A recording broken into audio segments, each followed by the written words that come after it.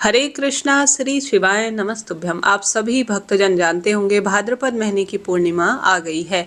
यह पूर्णिमा है 7 सितंबर 2025 को, परंतु इसी दिन लगने जा रहा है ग्रहण और इसी दिन से अर्थात 7 सितंबर से ही हमारे जो श्राद्ध कर्म होते हैं घर पर पितरों के, वह भी आरंभ हो जाएंगे। ऐसी स्थिति में सूतक भी लगेगा, तो सूतक में आपको पूर्णमासी का श्राद्ध कैसे करना है, कैसे पूजा विधि रहेगी और गर्भवती महिलाओं को किस तरह से अपना ध्यान रखना है, सूतक काल का क्या समय रहेगा, ग्रहण का क्या समय रहेगा, किन नियमों का पालन करना है, पूरी जानकारी इस वीडियो में है। अंत तक बने रहें। आप सब जानते होंगे जब ग्रहण में सूतक मान्य होता है तो देवी देवताओं की पूजा पूरी तरह से बंद हो जाती है। ऐसी स्थिति में हमें कैसे किस स्वरूप में पूजन नियम के कार्य करने हैं, सुनिएगा। आप जानते होंगे 7 सितंबर को भारत में तो चंद्र ग्रहण दिखाई देगा और सूतक भी मान्य होगा। इसके अलावा Asia, Australia, New Zealand, America, Fiji और अटलांटिका में भी ग्रहण दिखाई देगा पूरी तरह से।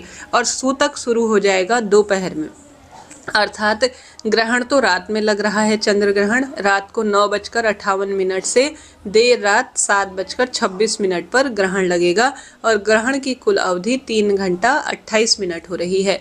वही सूतक काल 9 घंटे पहले ही शुरू हो जाएगा। तो सूतक जो है 7 तारीख के दिन में 12:57 से शुरू हो जाएगा। तो सूतक में आप सभी को क्या करना है क्या नहीं, सुनिएगा। देखिए, सूतक काल में आपको अपने देवी देवताओं को स्पर्श नहीं करना है। भोजन जो आपके घर पर भोजन इत्यादि बना हुआ है उसको भी स्पर्श नहीं करना है। इस चीज़ का आपको ध्यान रखना है। संभव हो तो जो स्वस्थ व्यक्ति होते हैं, जो जवान व्यक्ति होते हैं, जो पूरी तरह से ठीक है, उन्हें सूतक काल में जो है विशेष तौर पर भोजन को भी ग्रहण नहीं करना है और नहीं इस समय जो है आपको भोजन को बनाना है, स्पर्श करना है। ये अशुभता के रूप में देखा जाता है।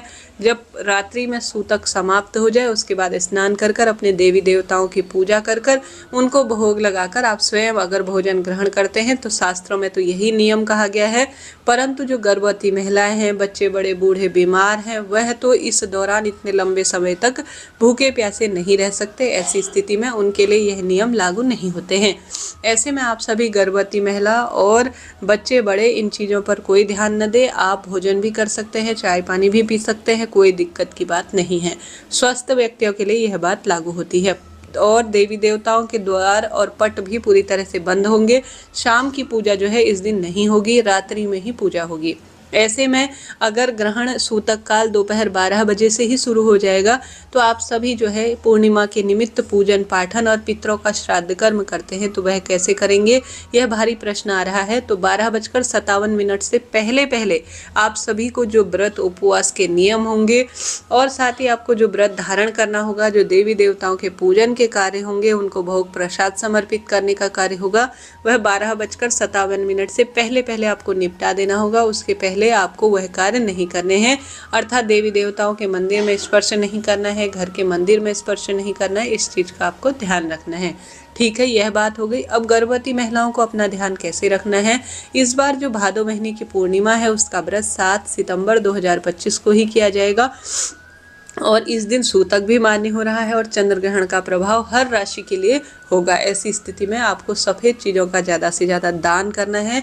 जब आपका सूतक समाप्त हो जाएगा, रात्रि में तो बाहर निकलना संभव नहीं है, तो आप सभी को 8 तारीख की सुबह पितृपक्ष भी है, एक समय का भोजन जिसमें आटा, दाल, चावल और सफ़ेद चीज़ें ज़्यादा से ज़्यादा जो चंद्रमा से संबंध रखती हैं आपको दान करना है किसी मंदिर में, किसी पंडित पुजारी जन को। इससे आपके जो दोष है वह कटेंगे और साथ ही सौभाग्य में वृद्धि होगी और पितृ भी तृप्त होंगे।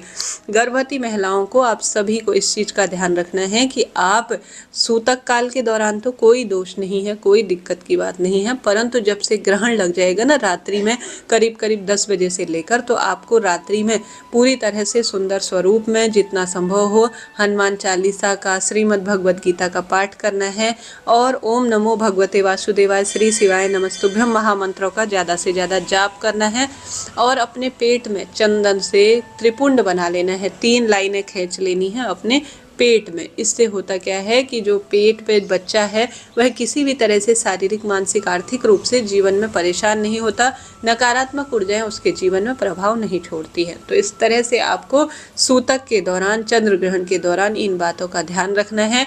पितृपक्ष के निमित्त जो कार्य आप पूर्णमासी तिथि पर करते हैं वह आप 12 बजे से पहले पहले कर लेंगे तो ज़्यादा शुभ रहेगा, क्योंकि सूतक है, और दूसरे दिन 8 तारीख को करेंगे तो ज़्यादा शुभ और श्रेष्ठ रहेगा। तो इस तरह से यह जानकारी थी। 8 तारीख को भी पूर्णमासी तिथि व्याप्त है, इसलिए अगर आप किसी कारण से सुबह सुबह नहीं कर पाए हैं 7 तारीख को 12 बजे तक, तो आप दूसरे दिन 8 तारीख को भी कर सकते हैं। तो जरा सा भी वीडियो उपयोगी रहते हैं तो कमेंट्स बॉक्स में राधे राधे लिखना ना भूलें। कोई प्रश्न हो आप पूछ लीजिएगा। सूतक के दौरान गर्भवती महिलाओं को किसी भी नुकीली वस्तु का स्पर्श नहीं करना है, सीधे चंद्रमा के दर्शन नहीं करने हैं, सुनसान अकेली जगह पर नहीं जाना है, घर के अंदर बैठकर भगवान के नाम जाप को प्राथमिकता देती हैं। भोजन इत्यादि आप कर सकते हैं, कोई दिक्कत की बात नहीं है। इतने लंबे समय तक सूतक में आप भूखे प्यासे रहना आपके पेट के बच्चे के लिए ठीक नहीं होगा। राधे राधे।